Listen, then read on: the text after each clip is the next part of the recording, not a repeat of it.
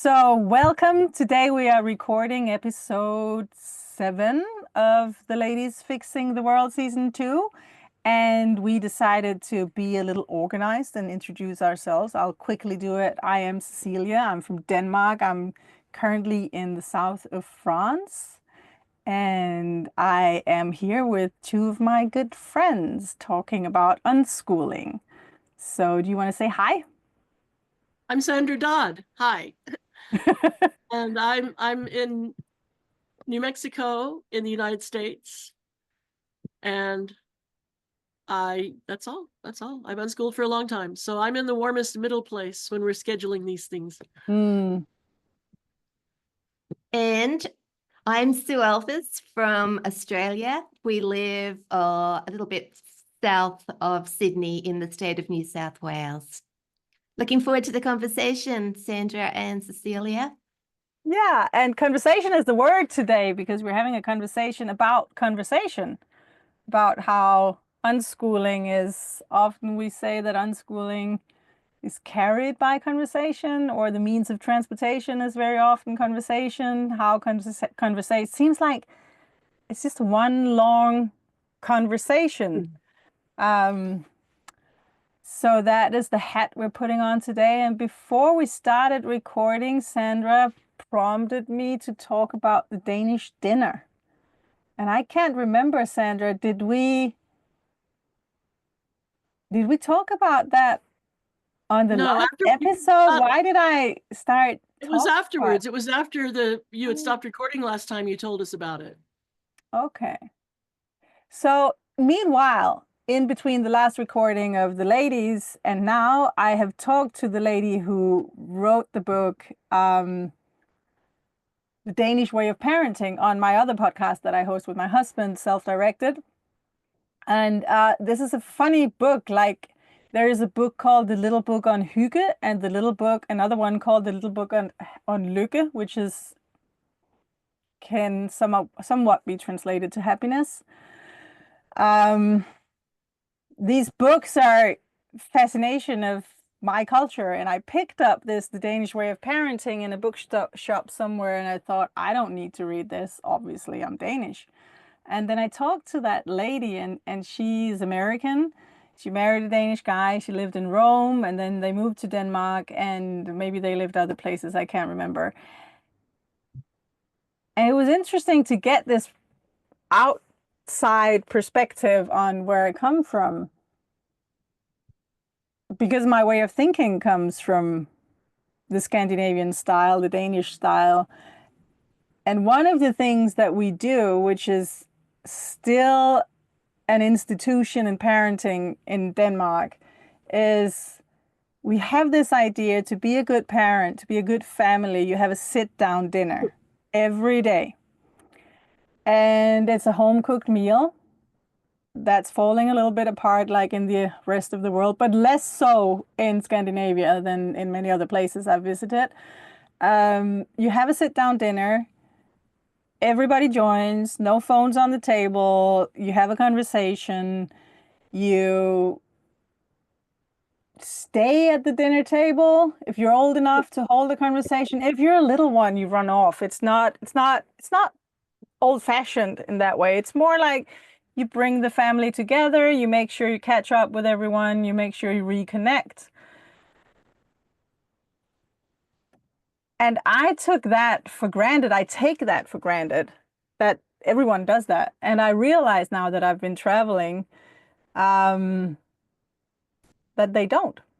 That's not an axiom, that's not a given everywhere, that you have a sit-down dinner on a daily basis. Which, especially if you have a life where you don't unschool, where you go to your different corners and your different projects every day, well, then when do you have a conversation, the whole family? I don't know. I think in New Mexico, we travel a lot because things are far apart and there's not public transportation because things are far apart because, there's not that many people for as much land as there is. So we're in the car a lot. And that was where we shared a lot of information and music and stories and questions. Just as an answer to your question, when could it happen if it wasn't at the table? I can't remember why we thought that this would be the perfect opening for the conversation on how unschooling is carried by conversation. Well, I think a lot of people have that assumption that if there's a family dinner, that's when you can talk. But someone pointed out once in an unschooling discussion that if everyone's been out of the house, off to work, off to school, and they come back, that's their chance to say what happened that day. But if most of the family has been together all day, they don't have as great a need for a review or report. I agree. And also they don't have the same need for reconnecting. So if you go to different corners, you say goodbye, maybe you say goodbye to smaller children who are maybe less comfortable being away from home. There is an emotional need to feel that we're a group again, that we belong, that we have each other's back, and that dinner table kind of is the ritual where you reconfirm we're a unit, and it can be horrible because a lot of emotion comes out. Mm. Sue, when all of your kids were home and you had 8 children, did you have a 10-person dining table? We do. Uh, for many, many years, I had my eye on the perfect table, and I never got it until it's a few years ago now, but some of my kids were grown up by that stage. But I always wanted a big, long pine table with 10 chairs around it. And for financial reasons, space in our previous homes, all that kind of thing, we were always our table was okay. We always sat around it and there was enough room for everybody, but it wasn't the table of my dreams. I imagined having this beautiful table, extra spaces if we had people coming for dinner, and the table would be the centerpiece of our social life. And I got this big table now. I've only got one child at home. And I begin to think that it's not so much having the beautiful table, it's the number of wonderful dinners we had, all scrunched up around a smaller table. And we went to their garage and we got fold-up chairs for extra people, and we didn't seem to care. It wasn't the table, it was the act of sitting together. But I do love my table, but these days mostly it's the place where we put the clean washing when I'm sorting out the washing. But the other, we have 2 tables. We have one that fits, well, it fits more than 10 people are around. 10 people with lovely matching chairs, but there's room to squeeze a few more chairs in. But in another room, we have a table and chairs for 6 people. And we never ever used it because there were too many of us. And that's coming into its own these days. When my kids come to dinner on Sunday, or my local kids, because some of my kids don't live near us anymore, we all get, there are 6 of us. And we sit around that table because it's cozier. We're not all spread around the big table. And we always on Sunday evening gather around the table and catch up from our week. But the 2 things were we enjoy sitting around the table chatting. But the other thing was the passing of time. I could never imagine a time when we would use that table. So I guess it's we're still talking around the table. But as you were saying, Sandra, conversations happen anywhere, but the other place we've had a lot of conversations does involve a table, but in cafes. We're cafe people. Most of my kids have worked in hospitality, at least for some part of their working life. And that's where we go for our social time and our catch-up time, is that we go out together one-on-one, sit around on opposite sides of a cafe table and spend a couple of hours talking, catching up. So tables are good, but I must admit there are times these days when there's only 2 of us at home, or well, there's 3 of us, but sometimes my youngest doesn't make it home from work in time for dinner. And I think it's not really worth setting the table anymore. I used to have these visions, you see them in the movies, big long table, and there's a mother and a father, one each end of the table, and you're shouting between the 2 of you. And I thought, no, it doesn't feel right anymore. But yeah, I miss conversations around the table.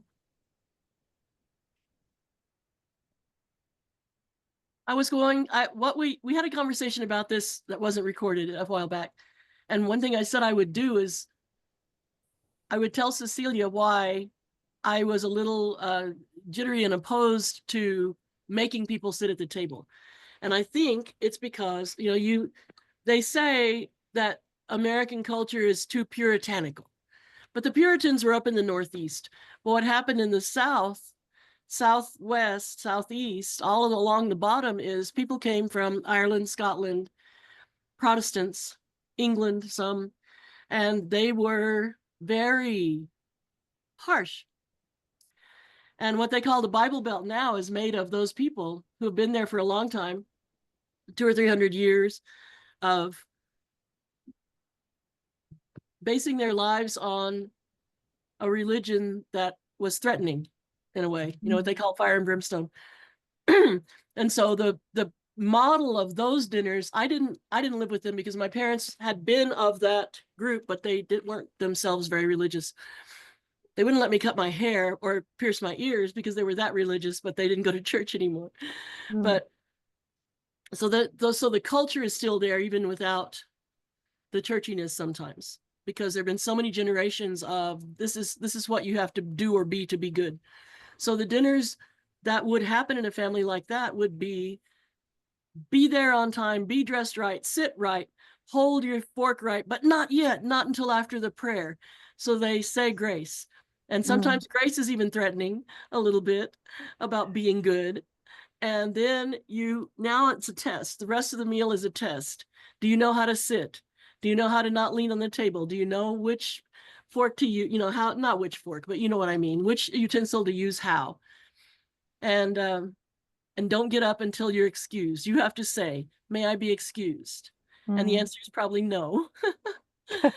Yes. So it's not a, does this seem fun? Do you want to do this? There's no aspect of choice or of joy in that tradition. And I know there are lots of American families who have great dinners together and have a good time. And there are a lot of religious Southern families who manage to pull that off too, who are not harsh. I've seen the harsh. And I could not meld that with unschooling. Also, by the time our kids were old enough to eat adult food, so that we weren't just giving them something easy for little kids to eat, they had things going on, activities. And so sometimes someone just wasn't there at dinner time. So I would usually make food, and then some of us would sit down, 2 or 3 people might sit down, and somebody might eat at the computer and somebody might have to come back and get theirs later. We'd have saved some by. And so even with only 5 people in the family, it wasn't something that became a tradition with us. But some of those activities, I was the driver. So I got to talk to my son twice a week, all the way to karate class and back. My daughter would take theater and dance classes, and I would be the driver. Sometimes there's another kid with us. For a while, Marty was doing ice hockey and ice skating lessons and hockey at a place that was about 15 miles from where Kirby did karate, and they were a half an hour offset. So Holly would ride with me. I don't remember the order anymore. I would take Kirby and then take Marty and then go pick up Kirby and then go pick up Marty. It was pretty much just drive, drive, drive. So Holly got to be in these conversations with her brothers, and I got to talk to them, sometimes both of them in the car. I loved those times. That was really rich. And they would have stories as soon as I picked them up, stories of how that went, that session, that lesson, whatever it was. And so I just think of the car a lot. People criticize Americans for having cars, and then they overlay a map of Europe on the United States, and then they never say that again. And I'm in a state that's the 5th largest state and only has 2 million people. So we have a lot of space, and you can't get anywhere without driving. I mean, people learn to drive at 15 or 16 because it's an inconvenience for the family if they don't. So I live in a car, so I wouldn't be the one to criticize you for your car. Yeah. I love my car. I love the roads. I love a good highway. So conversations can happen while you're driving, even if just 2 people are awake. Sometimes that's the best. Someone needs to keep the driver awake. Well, driving conversations in the car can be very, very good conversations. It can be all 5, 6 of us. It can be the kids hanging out in the back doing their thing and my husband and I talking. We, that's maybe not so much about unschooling, but about my relationship with my husband. But most of our conversation happens when we drive, because we drive a lot when we travel, and you can't do much other when you drive. It's hard to sit in the car and work, and it's hard to focus on other stuff. So it's a good time for conversation, which actually means that sometimes we even try to make up an excuse to go somewhere because we need to talk, which is stupid.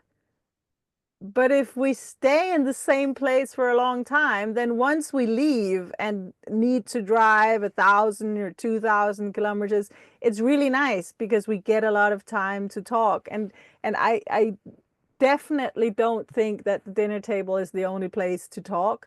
And I do not think that you have to do that sit down dinner that is an ideal for the Danish way of parenting. I think getting together on a daily basis, checking in, catching up, trying to be one group now and then, maybe daily, when the kids are not very small, can be a good thing if it's managed in a good way. But if it's a regime and it's all about the rules, who speaks in what order, and how do you hold your fork, and when do you do and say what, and how fast do you eat, and all these things, then it's obviously horrible.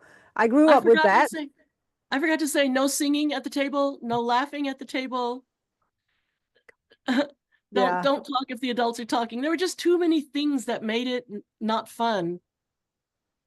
And I have been to relatives' houses where I accidentally took a drink of tea or whatever before the prayer. It's so bad.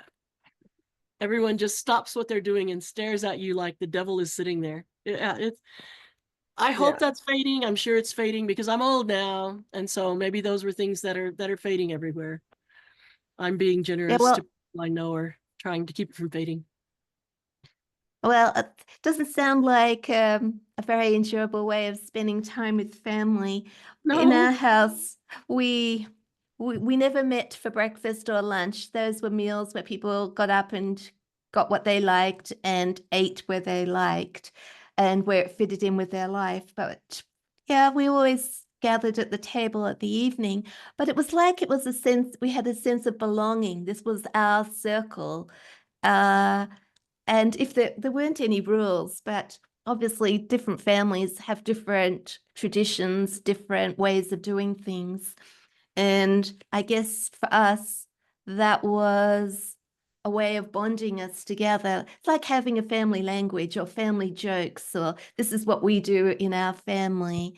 And then when we had visitors or guests of my children, they joined in around the table. And I always remember my kids wanting to, this is, come and meet my family, sit at our family table. And for us, it was a totally different experience to the one you're describing, Sandra, but I can understand that how that could come about.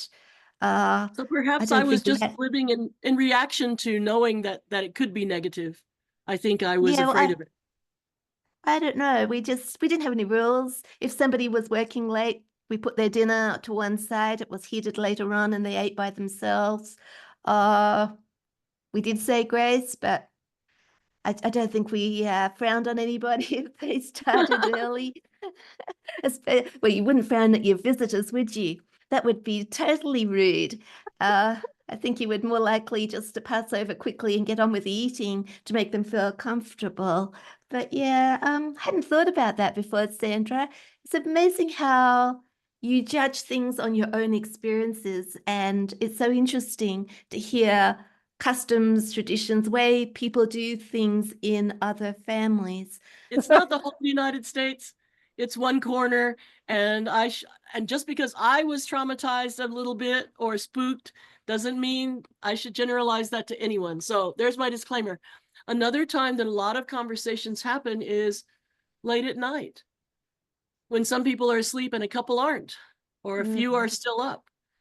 Because it's when things get still and quiet and kids start to think, they can ask questions that they might not have asked at the table or in the car because things were flowing quickly, or they might think too many people are listening to them. And somebody might laugh or make fun or make light of it.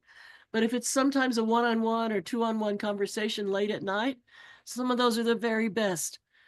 And so early on in my unschooling, I was encouraging people to let kids go to sleep when they're sleepy. Don't schedule life so much, because sometimes in that time when someone is maybe getting sleepy, their thoughts are different. Their thoughts are, I think you may be already getting to the point in your day where your brain is starting to sort and organize and file.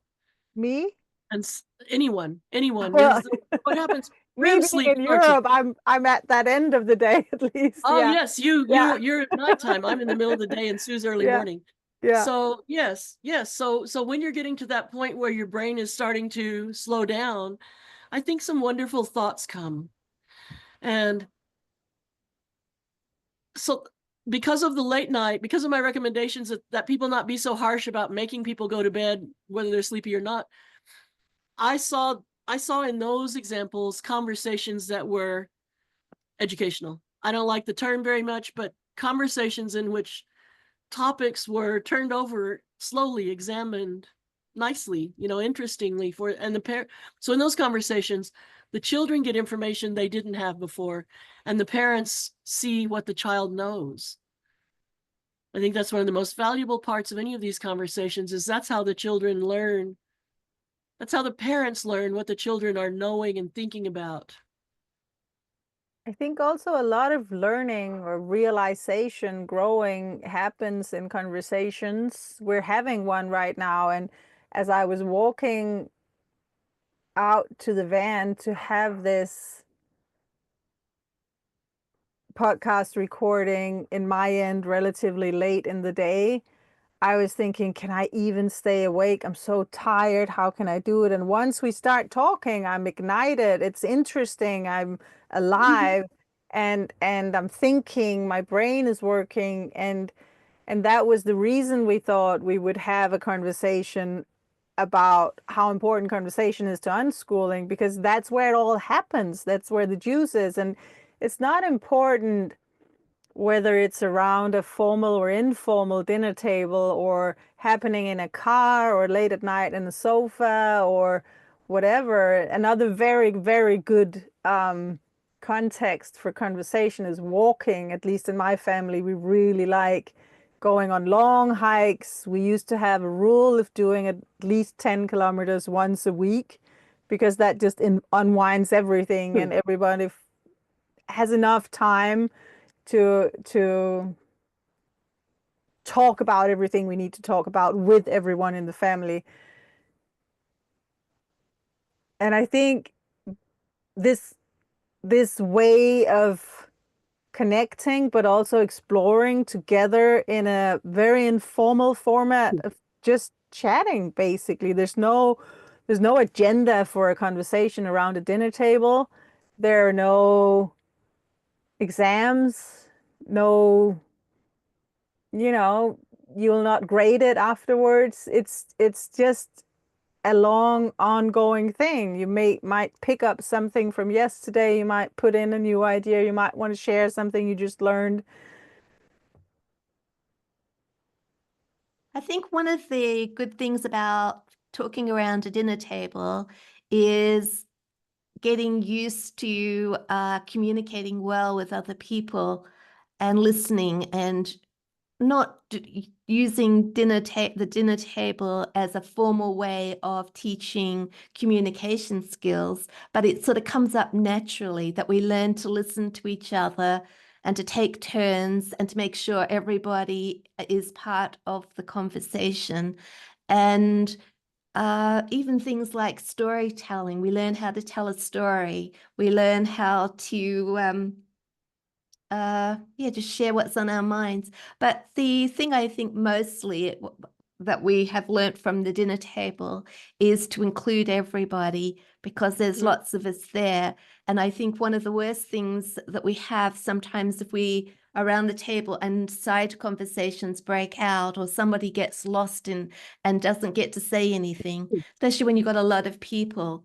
I just remember when one of my children was, I don't know, a teenager maybe, and she went somewhere socially, and she said that all the other teenagers were very good at talking, but none of them were good at listening.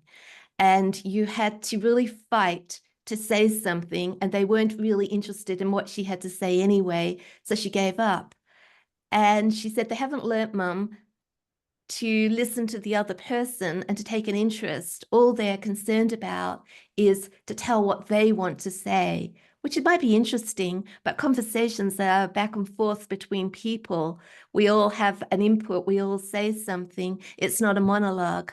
And I think that around the table does give us a chance to make sure that everybody is able to talk if that's what they want to do. It's good preparation for social occasions, I think, but in a natural way. It's not like this is a training ground and these are the rules we have to do. You sort of just say, hey, you know, let somebody else have say what somebody over there wants to say something. Let's listen to her in a very informal way. But I think that's what we've got out. Another thing we've got out of having conversations with quite a few people around a table. It sounds wonderful. I have a story that I found. I started making a page because when this comes out, I definitely want to embed it, because I didn't have a page on conversation. So I was looking up what on my site I could bring to quote, and I worked on it all morning. So here's a story that I found. I wrote it in 2002, but it was earlier because, let me think, he was born in 86, so this would have been early 1990s. And I had bought the books, What Your First Grader Needs to Know, What Your Second Grader Needs to Know, when we first decided to keep him home. We were going to unschool, but I just wanted to have that sort of like a checklist on the side. But there one night he wanted me to read him to sleep, and the littler kids were already asleep. And so I was reading, this is what I wrote. Once when Kirby was little, I was reading him to sleep with What Your First Grader Needs to Know. And he got so excited about the definitions of music that he got up to go tell his dad that music has melody and rhythm. He was clapping a pattern I had shown him. His dad, having been a musical guy since childhood, wasn't surprised at the news, but he was glad that a 5-year-old could be so interested. So what made me think of that was Cecilia saying that if you're sleepy, but then you get a conversation, you wake up more. So he certainly did. I mean, he wanted me to read to him, but then he said, I have to go tell Daddy. That was so cute. I still remember that night. I stayed in the bedroom and I overheard him telling him 2 rooms away. It was sweet. Yeah, that reminds me of, it's not directly related, but I had this memory come back about an art of conversation course that I did once with a group of other parents. And the person who was leading the class said that when we're talking with people, especially people that we don't know very well, if we want a good conversation, if we want to make that person feel part of the conversation of the group, we have to find their turkey. And he gave the story about this woman who nobody could include in the conversation. She just, everything came, you'd say something and she would give a one-word answer. Nothing really got her excited until somebody brought up the topic of turkeys. And all of a sudden, she just came to life, and turkeys were her passion. So, yeah, she wanted to talk about turkeys. And she was a different woman. And when somebody is passionate about something in a conversation, it's contagious, isn't it? That all of a sudden, even if you don't like turkeys, you see it through the other person's eyes and you think, wow, maybe turkeys are interesting after all.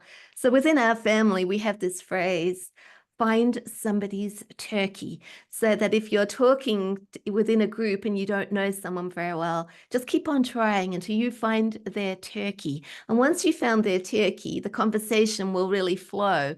They'll feel included. They'll feel they have something to contribute to the conversation, but not just that, they'll be excited, and we might be excited as well. I was introduced at a party one time by a friend of mine who was a good hostess. And so she introduced me to someone I didn't know at all. And she said, "Oh, this is so-and-so. He's an attorney. This is my friend Sandra. She's a writer." And she took off, and I was left there with big eyes speaking to an absolute stranger. And he said, "Oh, what do you write?" And I thought for a couple of seconds, and I said, "Humorous how-to." I couldn't think of how else to describe it, because at the time I was writing partly about homeschooling and partly about parenting and partly about this medieval studies club I was in, mostly about virtues and behavior, you know, how to be, how to think. And I thought, how can I summarize what kind of writing I do? Humorous how-to, that's all I came up with. So he didn't know what to ask after that, but I didn't know what to say, because when you say somebody's a writer, somebody else assumes that they're making money doing that, right? And so I'm good at something that I don't make money at. That's fine. And I do write. I write plenty. But the thing about the turkeys is no one knew, right? It just accidentally came up randomly. Yeah. So it was with Kirby and the music theory chapter, because I thought I was finding a boring section that would help him go to sleep. And so I thought, well, he's 5 or 6, however old he was, 6 probably, and I'll read to him about music theory. But he just perked right up and ran out of the room. So yay.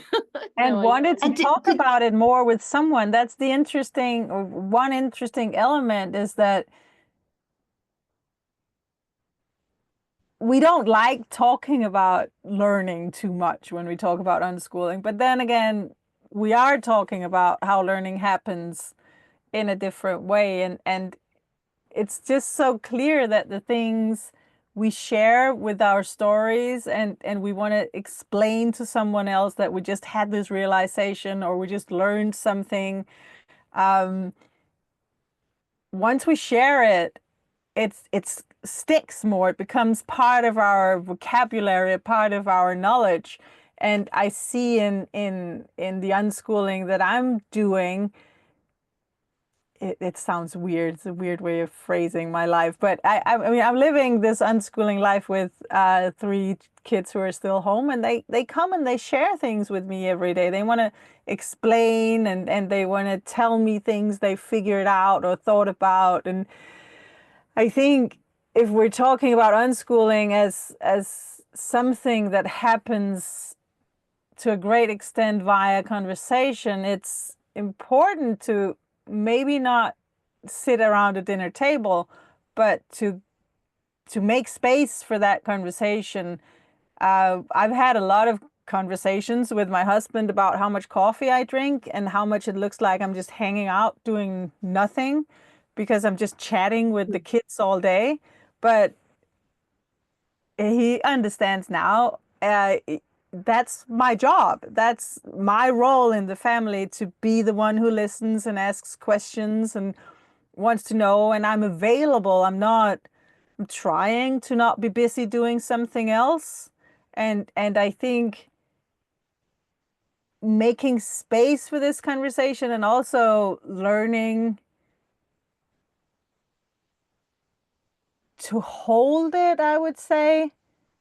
Like, you have a formal setting around a dinner table. There are maybe some guidelines.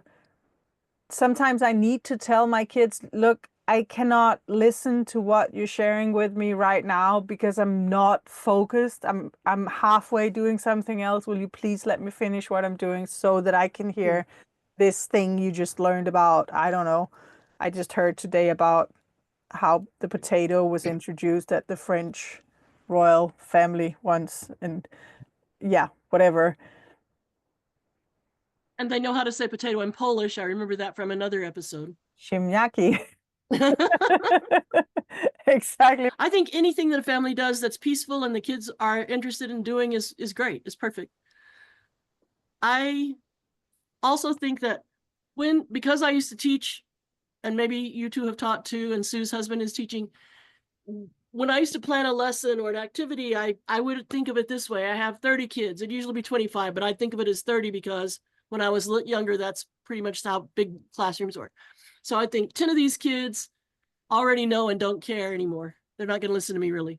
10 of these don't know, don't care, are not going to listen to me. And 10 of them are maybe interested. So I would aim at those middle kids. And if it's interesting enough, the kids on the other ends will pick up something, different things. Everybody's picking up something different. But still, it takes time. And I'm on a timer. You know, I got to be in that room for 50 minutes. And so I have to fill up 50 minutes. It's so different. But in conversational unschooling environments, someone might learn what might take a whole hour in an instant, because they ask a question and you answer well, and it blows up inside them. They get it. They attach it to everything it could attach to inside them. They're not distracted by other people asking them about what they're going to have for lunch. The opportunity to learn quickly is so available all kinds of times a day, all kinds of places with unschooling. It's wonderful. We had a friend, young, single, not an unschooler, had been very schoolish, and he had probably a master's degree in math, but he had gone math, you know, college prep school, college. So he's hanging around at our house, thinks it's weird what we're doing, doesn't get it. But he also wanted to learn to read music. Separate from that, he wanted to learn to play recorder. And I gave him a little Trap Family book and a recorder, and some others of us were playing recorder. He wanted in on it, but he couldn't read music. But I knew how mathematical he was. And I said, okay, listen, see this? I showed him like notation. And I said, horizontal is the speed, the rate, and the rhythm. Vertical is the pitch. And no one had ever told him that before. It just looked like a mishmash of lines and balls. Yeah. When somebody said, you know, it's a graph, the graph with two pieces of information on the same graph. He just went and learned it that night. You know, it was a beginner book. So he went and looked at it and saw the different kinds of notes for different lengths of pitch, you know, because that goes with pitch too, is how long do you hold this note? And he just came back the next day and was reading music. And I thought that's the sort of thing that I didn't say, see, that's how unschooling works. I didn't rub it in, but that's the way unschooling works, is that he asked the question in a receptive moment when he actually did want to know. And I knew him well enough to know what clues to give him. I didn't say, this is the time signature, this is blah, blah, blah, blah, blah, blah, because he wouldn't have, you know, it would have been boring, irritating. He'd probably heard that before. So I jumped straight to the thing I thought he would get. And I did that with my kids for years, and I'm still doing it sometimes with my kids now that they're grown. But don't you think we do it with everyone when we have a conversation? A conversation is between people. Someone is talking to each other, and which means I know you and you know me. We have a relation. Some relations have years on their back. Some relations are deeper. Some relations are professional. Some are personal. But we have something is sticking. There's a glue of humanness to the conversation in a way, and that relational, emotional element of the transport of information, I think, makes it more interesting and easier for us to absorb and pay attention, especially if it's a voluntary relation, if we like the people that we're talking, if we want to talk to them, like your son who ran out of the room to share a piece of information with his dad because it was so interesting. That moment was a moment of learning for everyone in the house, or at least the three of you. And I think one of the reasons the conversation becomes such an important part of unschooling is because you know exactly when to pass on that piece of information. That guy who learned that system, you knew him. You knew his personality, you knew his passions, you knew how he would absorb information. And he asked you, not just anyone in the universe. It wasn't a Google search, it was a person he was talking to. So he could just take it in instantly. Does that make any sense? Oh yeah. I feel I'm babbling a little bit. What about, we're talking about passing on things to our kids through conversations. I think we do it all the time, but I have learned so much from just talking to my kids. It's a two-way relationship, as you say, Cecilia, that when we don't have any preconceived ideas about what we want or what we expect out of the conversation, this is not a vehicle for me to push information into my kids. It's a time to where we exchange ideas, thoughts, get to know each other. And I have been amazed at what my kids have taught me. My whole blog is full of it. You sit there and have a deep conversation about something, and then I think, I've got to go write some notes about this because I don't want to forget what I've just learned. And I'll turn it into a blog post because our kids see the world very different. Well, my kids have seen the world very differently to the way I saw the world growing up. And they're still teaching me things that I never saw. So it's like a two-way process. But the other thing I was thinking about is that in a conversation, anything goes. So you might disagree and put your side of your opinion, but you'll have to be willing to listen to the other person and accept what they say. And you can have a really deep and interesting conversation if you are disagreeing, as long as it's always with that, I say rule, that you accept, you're not keeping squishing the other person all the time and preventing them from saying what they want to say. And I think this happens a lot with parents and kids. Kids might say something we don't agree with, and then we get worried and think, oh, that's bad. How can you believe that? And we want to squish it before our kids have really worked it out for themselves. And they're never going to work it out for themselves. If the opinion is wrong, they're not going to work it out for themselves just by us telling them. They're just going to go quiet, I think. And then they're not going to talk to us about it. But they might be right. And that's the other thing I've learned is that sometimes I think, where did they get that opinion from? That's wrong. And then after a while, I think, well, maybe they have a point there. Maybe I've got something to learn here. Once in a discussion, I'm sorry. No, go on. Once in a discussion, a mom said, someone who's skeptical about unschooling was coming and arguing with us, right? And saying, yeah, but I said, how will you teach your children morals? And Pam Sarishian said, by conversation, by experience, by their own by examples from real life or from movies or literature, TV, discussing what they see and what they're thinking. And it makes so much sense that it's not teaching, it's helping them work through their own observations and thoughts and concerns. Who are the good guys? Who are the bad guys in some story or movie or situation at the playground where somebody did something that seemed nice, but then it turned out it was self-serving, or, so you get to talk about all of those aspects of personality and behavior as they actually come up. It's not theoretical. It's not making a list of rules. You have to do this, thou shalt do this. Only good people all do this and bad people do this. It's not like that, like you would do if you were teaching a group and you had a list of things to go through in a certain amount of time. But they see some behavior or action or plot element and they say, why, what's that? And at the moment that they really want to know, someone can give them something, maybe not the whole answer, maybe not the right answer, but some information that they can bring in and process in their own way, in their own time. It may spark up that moment. It may take them a week or a year. I always thought that we could have kids who parrot back what we would like them to believe, or so they have the same opinions as us, or we can let our kids work through things by themselves. And I think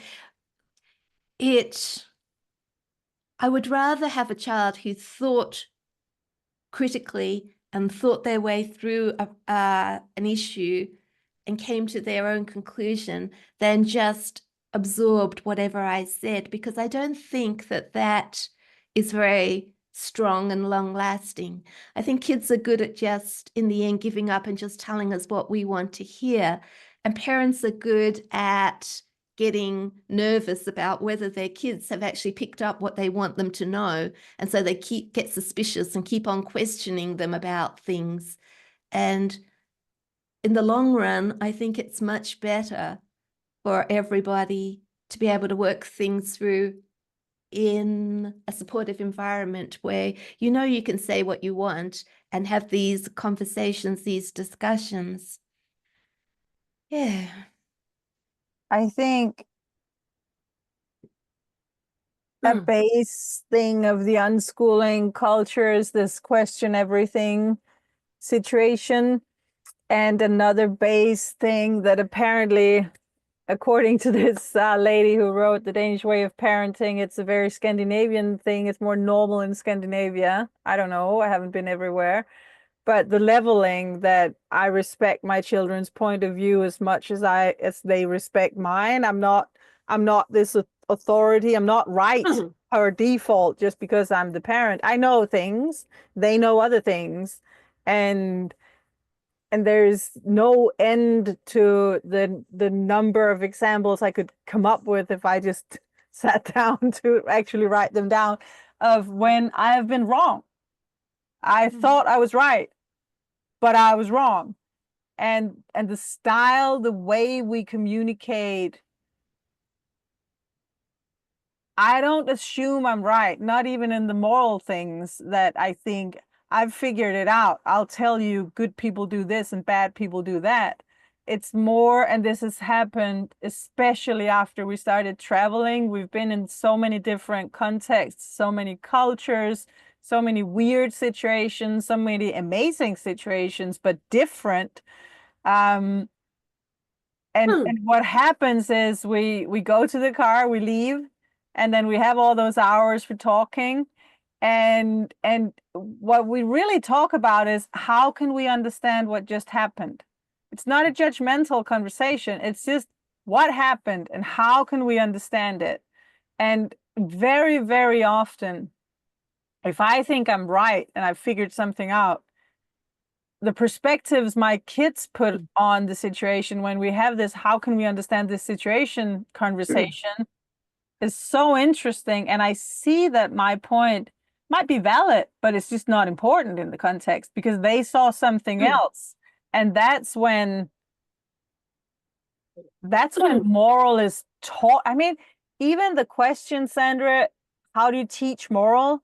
Do you teach moral? I mean, if I'm teaching moral, I assume that I've got it. I know the system. I know what's right and what's wrong. And actually, I don't.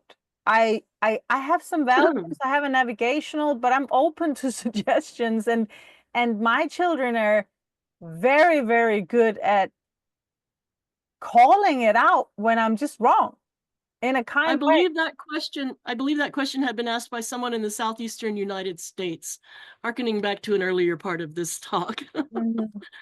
I think if you're within certain religious systems, morals are like a checklist. And so she was asking, how will we teach this thing, as though morality is a set of tools, same for everyone. It was interesting. So I like the idea that sometimes what the parents believe isn't the only way, or isn't the best way, or isn't a current way. And when Sue said sometimes the kids don't recite back what we think they should recite, my middle child, Marty, when he was 13 or 14, Kenneth Branagh's Othello had come out. When Lawrence Fishburne was playing Othello, Marty knew Lawrence Fishburne from Pee-wee's Playhouse, a TV show here. And Lawrence Fishburne, as Larry Fishburne when he was young and wasn't famous yet, played Cowboy Curtis. And he had a big cowboy hat and chaps, and he'd go, ooh-wee, Pee-wee. Very funny character. So Marty knew this character, Now he's going to play in a Shakespeare play. Marty already knew some Shakespeare. He's good at watching Shakespeare. So Marty and I, nobody else, are watching Othello. We get halfway through and we're going to take a break to go and eat. And Marty says this to me. I can't quote it exactly, but basically he said, Iago is a genius. And that's not what you're supposed to take from this play. Iago is an evil bad guy. But what Marty was seeing was the way he was setting up this tragedy to blow up and unfold was good moves. It's like, okay, well, Shakespeare wrote it, good moves. But so we talked about, I said, it's like chess. If somebody is playing chess and it goes easy, easy, easy, bam, checkmate. That's kind of genius and it's kind of evil, or, chess isn't about morality. Okay. No. This is about math. But a friend of mine years ago, for some reason in this club we're in, people are supposed to play chess. And he said, why don't you play chess? And at the time, I was a high-level officer in charge of lots of groups and making people happy and making sure people knew what they needed and the rules and getting along and scheduling and all of this, making everybody feel like they're having a good time. I said, I don't like chess. I can't play chess. And he said, what? I've seen you manage and manipulate people, in several states, and I said, that's not the same. And he said, it is. And I was getting cranky because I was trying to go do something else. And he's keeping me there talking about why I don't play chess. And I said, you tell me which of these pawns used to be married to each other. Tell me which ones like each other, don't like each other. Tell me which of those pawns wants to move and I'll play chess. So after that, he didn't bug me anymore and I understood more about chess. You have to move a pawn regardless of whether they want to move or not, because it's very pattern and mathematical. So that sort of overlays on Othello.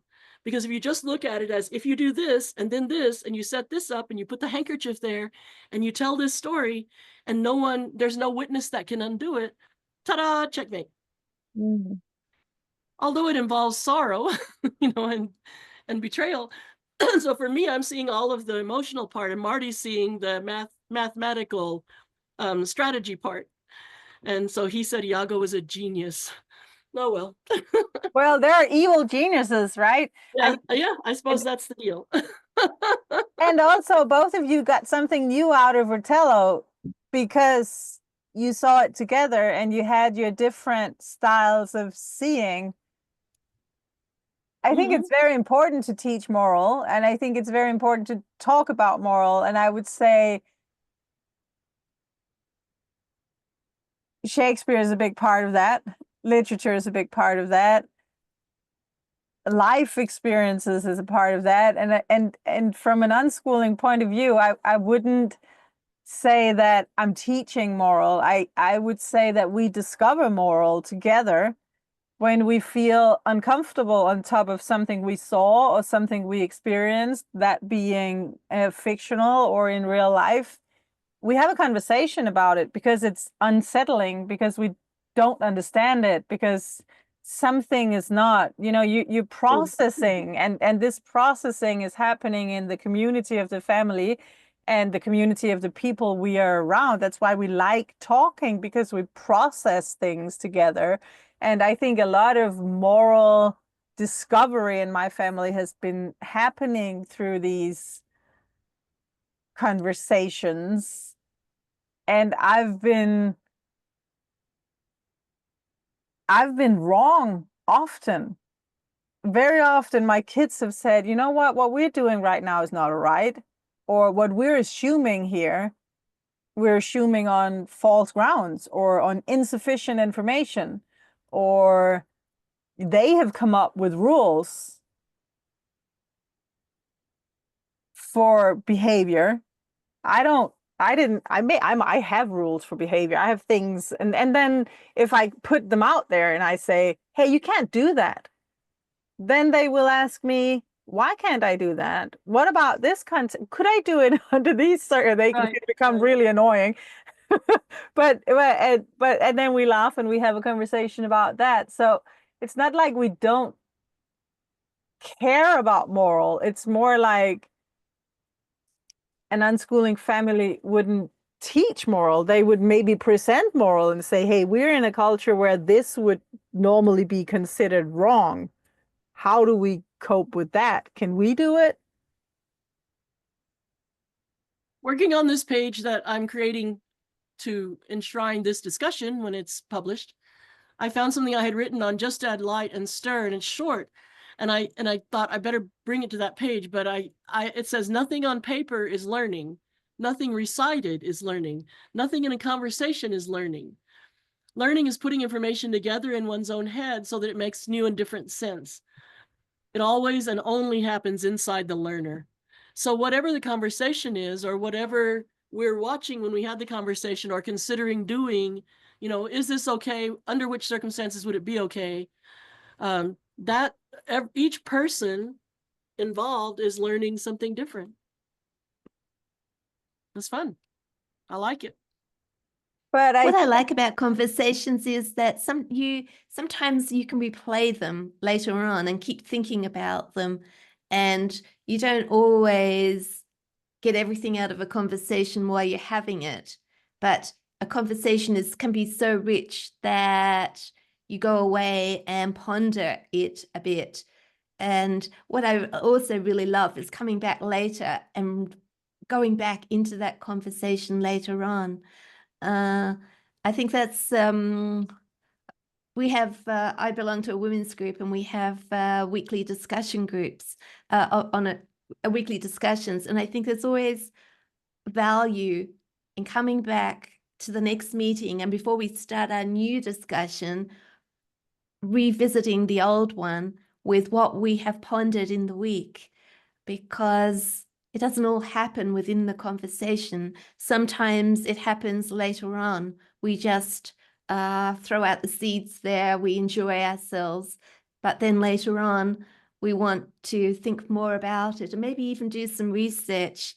And with my own kids, with our conversations, I did something very practical afterwards. I used to go, not while we're having the conversation because it would have spoiled the moment, but I used to get a notepad and scribble down all the things we talked about. And not only was that a good reminder for pleasure, it was also handy for those homeschool records. Like Cecilia, you were saying about Jesper saying, have you been drinking coffee all day? You've got a list of, well, we talked about this, and this. And it can be, from a practical point of view, for people that have to keep records, that can be reassuring that we have something there concrete to put in our records book. That's not why we have conversations, but I always found that our conversations were so rich. In some ways, I just wanted to capture, like taking a photo, capture them in some way to re-enjoy them again. And then suddenly I realized, oh, look, if I write this down, that looks pretty good for a records book. And then we can spend more time sitting around the table, drinking coffee, because obviously we're all learning. I'm wondering if you ever sleep, Sue. Why? I mean, how did you have double the amount of children compared to me? And I remember when I was doing records like that, when I was writing things down, it stressed me out so much. I will admit I wrote my first blog while the kids were small. I had at the time all four at home, which is half of the amount you had. And I was writing the blog. I wrote about 300 blog posts when they were small. But I'm just amazed with all the things you say you do and you did. Then you would write down a conversation, you'd keep the Evernote, you'll do a blog. You also have to cook and wash the clothes and have all those conversations. A problem I I've had I had a big team around. We used to share the things like cooking. I never cooked while my kids were growing up because somebody else always cooked. But with their making record notes and things, I think it's just a case of priorities. Is it important? And it was important to me because without a good record system, we couldn't unschool.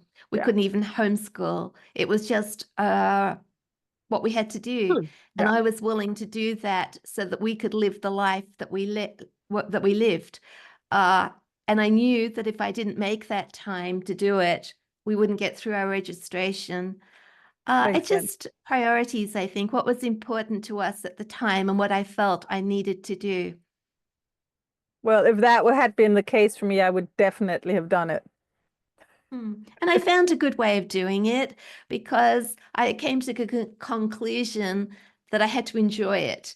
It wasn't something that I resented doing. And so, as I said, writing those conversations down just in bullet point form and sticking them in a journal, it gave me a bit of pleasure to think, you know, how you capture something. Quite often I have an idea or a thought and I'm going to write a blog post about it. But if I don't write it down, it disappears. And I Oh, think a yeah. lot of our good conversations do the same thing. We start to tell somebody about something we were talking about. And then halfway through the story, we think, oh, I've forgotten most of the details. But it was a good conversation. And sometimes that's good enough. But other times, yeah, it was just beneficial for more than one purpose to write the just the main notes of the conversation down.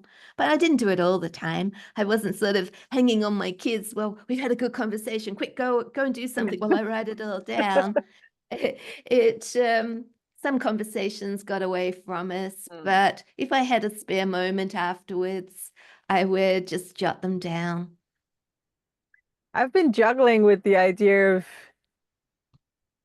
how I could find more time for writing because I have all these things I want to. Writing is a good way of thinking. It's an alternative to conversation. It's a good way of getting all the things kind of organized. And I have a long list of things I want to write. I want to unfold in the written form, but I kind of sort of can't find the time for it. So I've been juggling with the idea of writing instead of reading at night. But then I'd miss out on the books. And the books are in our family, it's a big ignition for our conversations, the literature. We talk a lot about it, and we don't all read the exact same novels all the time, but some of them we all read, or two or three read the same book, and then maybe the rest of the family decides, oh, I'm never going to read that book, so you're not spoiling it if you talk about it. And other books we can't talk about because it's on someone's list, but then a lot of these conversations that we have that are ongoing, where we pick up from yesterday, is about books we're reading and how they compare to that other book. And yeah, It's so wonderful talking about books that you enjoy, isn't it? And it's like sharing a friend that you really enjoy the book all over again because you're discussing it with people, mostly who love the book as well. Sometimes somebody might not like it, but yeah, it's just can't get over how conversations can be so enjoyable sometimes and how they can enhance like a book. But just recently, I've have gone through a tired week and haven't had much energy for anything. And somehow I just found the survival show Alone. You know, that one where they drop off 10 people in various locations and they have to live off the land and survive. And the one who lives in the wilderness for the longest wins the prize. And it's the sort of show that didn't really attract me when I heard about it. And I just thought, no, it's not my type of thing. But I started watching the other day. I have no idea how come. But I got together with one of my daughters on Monday, and she was saying, well, what have you been watching, Mum? And I said, well, I've been watching Alone Australia. And then we started this conversation about it, and her eyes lit up. And she hasn't watched any of it, but there were so many themes within it, ideas within it, that we both could get our teeth into. And I thought, sometimes you don't need something high and lofty like Shakespeare. You can just watch a TV show and you can connect together, and the ideas that come out of it are amazing. And so maybe we love Shakespeare too, Cecilia. We're big fans, but maybe that sometimes stops me from thinking about other more popular things that we could enjoy and still learn a lot from. I And think yeah, it's have an good. important and valid point that you're putting out here, because for some reason, we talk about Shakespeare in every episode here, I feel like. So- Maybe because it's epic, but it's important that, as this is a conversation about unschooling, that we're not trying to be high and lofty, and that we don't sound high and lofty, and that, you know, you can live a good life and never read Shakespeare. And I know we are a reading family, and we love reading literature. We all do it, and it's a big part of our lifestyle and our conversations. But I don't really understand why people would choose to not read literature, but that's just me. I have quoted today on Just Add Light and Stir, so it won't be today when people hear this, but I have 2 pages on my website about Shakespeare. I have more than that on monsters, on Godzilla, which is the topic today. Deb Lewis's son loved Godzilla, and she just listed all the things he learned from that interest and how much she learned about him. And Scooby-Doo, the cartoon, which I personally never was into, but I have so many other unschooling parents who have told glowing, exciting stories about what they and their children shared and learned about Scooby-Doo. So I'm not a Shakespeare snob, but that was because we were on morality and unexpected differences in our opinions with our kids. That's why I brought up Othello. I'm trying not to be a Shakespeare snob. I like Othello too. I enjoyed that story, Sandra, so I'm glad you told it. So you appreciate Iago, even though he's evil. Yep. So I think that I know that Cecilia needs to leave soon, so we probably should. Yeah, I do. But I think that we should include in the idea of conversations. So there's writing, like I write long articles, and Cecilia writes blog posts because she's a writer, because she has the interest and the ability to have some thoughts, take notes, write something cohesive. Other people go to Google. It's not a conversation. They go to Google, they find it, and then they read it. But I love something that Sue's site has that mine doesn't, which is people can leave her a message and she answers everything. So there's a conversation. So she wrote, and then there's an exchange about it, which other people can read, which is I like, clearly, because I've saved so many on my site. The idea that someone can not only go back to a conversation they were in and say, oh, remember when you said this? I've been thinking about it. But to go to a conversation that other people had and read that exchange. There's a flow to reading an exchange like that. And one of the times that I knew that my kids knew something without a conversation I was in, when we used to share a computer. My oldest had his own computer for a long time because friends helped put one together. But the rest of us, Marty and Holly and I, shared an old iMac, the big bubbly looking iMac. And I came in one morning and there was a little AOL messenger where people had little animal figures to represent them. Marty had written, this is less than 10 words, this whole conversation. Marty had written to his friend Brett, who was also an unschooler, Canada, did you know Canada has prime ministers? Brett wrote, yeah. Dude, wrote Marty. That was it. So what I knew was that when Marty was up late at night, he wasn't making trouble listening to rap music or looking for porn. You know, he wasn't doing the things that mothers used to fear in those days. He was writing to his friend about Canada having prime ministers. So now I knew. Checklist. Does Marty know anything about the differences in the government of Canada and the United States? Yes, he knows something. Okay. I think the conversations that kids are having when they're just staring at their phone, but they're actually talking to their friends, that's conversation too. And it's nice that it can be had between houses, between countries, that people can put out an idea, someone else can comment. That's what conversations are. And I have said to my kids sometimes when they don't like the way a conversation's going, or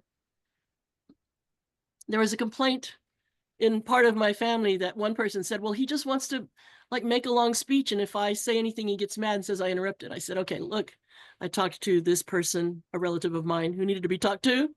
I said, it should be like a chess game. You make a move, you're done. The other person makes a move. You have to wait for them to make a move. You can't just pontificate. I said, if you want to make a speech, you need to hire a hall for an hour and advertise it, and people come or they don't come. But that's not how conversations are. And so he should have been at Sue's table instead of my house, I guess, to learn that. But no, it was minor. It passed. But I hope it was minor, and I hope it passed. But yeah, some people. So I've told that to my kids. You need to take turns.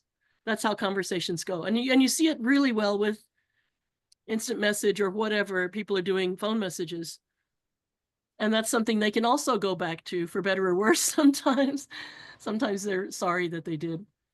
I used to see people come to the discussions, to the unschooling discussions, and sometimes the worst comments came late on a Friday night. And I used to sometimes write to the person and say, maybe you shouldn't post when you're drunk. But a couple of times people posted things so horrible that in a humorous way, I would say in the conversation, I think some neighbor or relative of yours came in and pretended to be you and posted something awful to give them an out. Like, you want to delete that because it didn't sound like something you should have said. So that's the bad thing about written conversations. But I think any exchange that's in and of the moment between people where they're listening to each other and responding is awesome. It's beautiful, and it makes unschooling rich and wonderful. And I think another important point to just highlight here at the end is basically any conversation that we are having, if we are playing a role in unschooling family, is an important conversation. There is this work moral idea about doing things, and conversing is not doing a thing. You're not building a Lego castle or playing a board game or making a meal or folding the laundry. You're just chatting. It's a waste of, that's a mindset that can be put towards the conversations, the just having coffee around the kitchen table, or the just sitting down talking, like this morning when my son and I were both wearing our workout outfits because we were on our way out to go for a run, but then we had to talk for an hour. These conversations are very important. These play a centerpiece in the quote unquote education of our children if we are the parents in an unschooling family. So we should really cherish them and really prioritize them, and it doesn't matter if the laundry is folded. Maybe it matters to go for that run. But this is the important part. This is where the juice is flowing. And no, it's not a teachable moment. It's not about passing on information and you know, teaching kids things because now we finally have their attention. But it's about exploring together and see how can we understand this, and just give it space, have enough time, stop what you're doing, listen to the child, ask questions, be curious, and have time for that conversation. That's the job, basically. Yeah, I just wanted to lift a index finger here. Maybe. If we just think about how much we learn from conversations, I think sometimes when I'm writing, I would love, instead of people reading what I've written, to sit around the table and talk about unschooling like we are, because then we could have the back and the forth and really get to the nitty-gritty of unschooling. Because when you don't really know what somebody needs or what somebody's feeling or whatever, through, unless you're having a conversation with them, I think we could get so much, we could help people so much more if we got a cup of coffee and sat around the table and shared our experiences and listened to theirs and just let the conversation flow naturally. And quite often I hear, oh, I wish we could meet up and have a conversation. And yeah, blogs and books and videos and everything is good.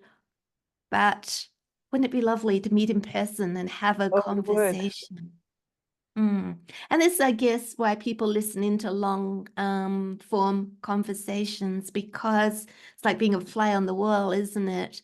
That we can't all have these long conversations, but we can listen to other people's.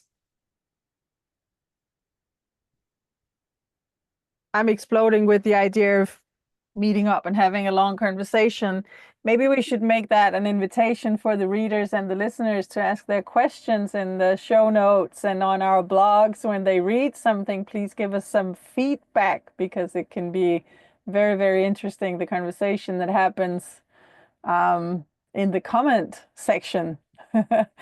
There's not enough of that, I think, these days. People are quiet out there. We know that we have listeners, but we don't hear from them. And on that note, you're right, Sandra, that I have to go today because I have a ritual here in rural France where they turn off the light and the stars shine bright, and my family is waiting for me to go on that evening walk. So I'll go. Thank you. This was fun. this was a lot of fun. Thank you. Go and have a good conversation with them as you're looking at the stars. Exactly. That's the plan. Thank you for joining me today. Sandra, Cecilia. It was fun. Thank you.